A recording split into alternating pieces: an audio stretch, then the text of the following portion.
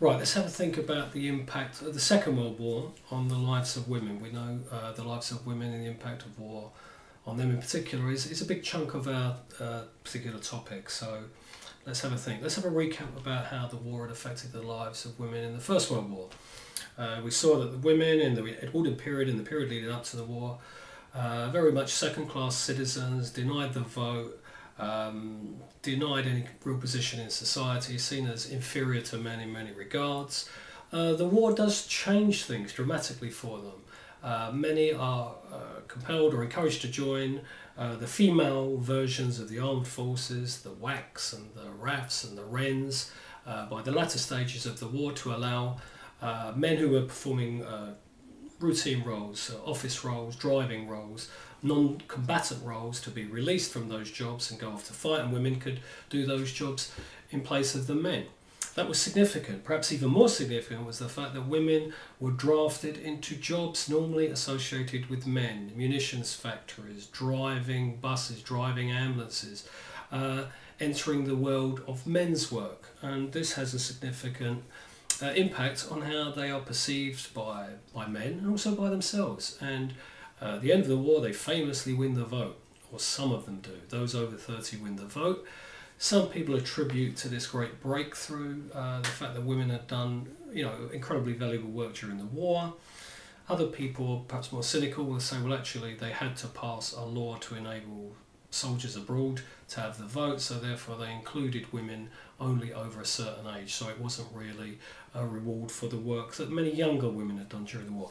Anyway, they get the vote at the end of the First World War. However, as the men return from the front, from France and Belgium, women are pushed out of work, and by and large they return to their previous role as housewives and mothers. Okay, Second World War. How does that involve women? From the very beginning, women are conscripted into those roles that they had done during the First World War, into the land army, where women can replace men in farming roles, driving the tractors, gathering the harvest, etc. They are joining the army in great numbers. They are joining nursing organisations in great numbers. So they have a really valuable role to play throughout the duration of the war.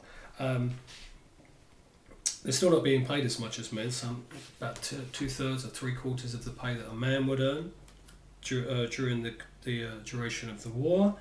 They don't particularly get reimbursed for their husbands. Their fathers are out in the army. There were lots of complaints that they weren't being paid their earnings. The government tried to redress some of their kind of criticisms. They set up an equal pay commission in the middle of the war in 1943, had no real powers. By the end of the war, women's wages had risen somewhat, but they were still in an inferior position to men. On a different level, how did women perceive of themselves during this period? And anecdotally, you read their diaries or their journals or their experiences, and they generally engage and they're positive about the war work that they are doing, and they see it as of great benefit to them, showing that they can do a job that a man could do just as good as him. So again, it's to do with self-confidence, to do with how they perceive themselves. Perhaps these are things you can't necessarily measure as much as wages or hours worked, but these are still significant things. How do men's attitudes change towards women in the Second World War? Again, we have anecdotal evidence that men do see, again, women in a different light. They do lose some of the stereotypical perceptions of women they may have had before the war. So yes, for some men there's a sea change in the way they look at men. However, as in the First World War, as soon as the war ends, there's a huge exodus of women from the jobs that they had done during the war, whether they're in munitions work, or even working in mines, or working in ambulance crews, or in hospitals, or in the armed forces, or the women's variants of the armed forces. They all leave those professions, and men replace them. And by and large, evidence suggests that many women are quite pleased or glad to give up those jobs at the end of the war, and they see again themselves as wives and mothers, and they drift back to the home. Does this mean that again that the war does not have a true and lasting effect on the roles of women during the Second World War. You know, it's an argument you could have with pluses and minuses for each side.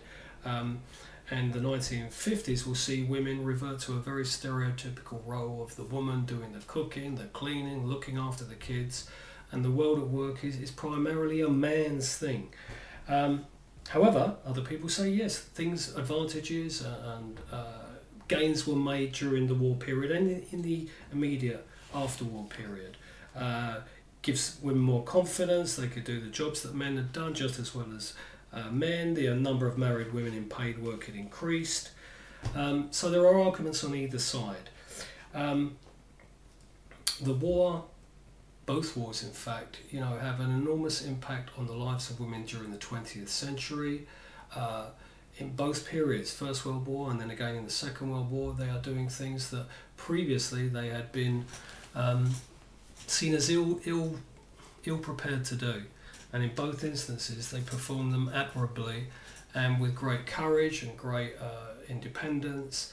And so you could argue that the wars made a significant change to the lives of women during the 20th century.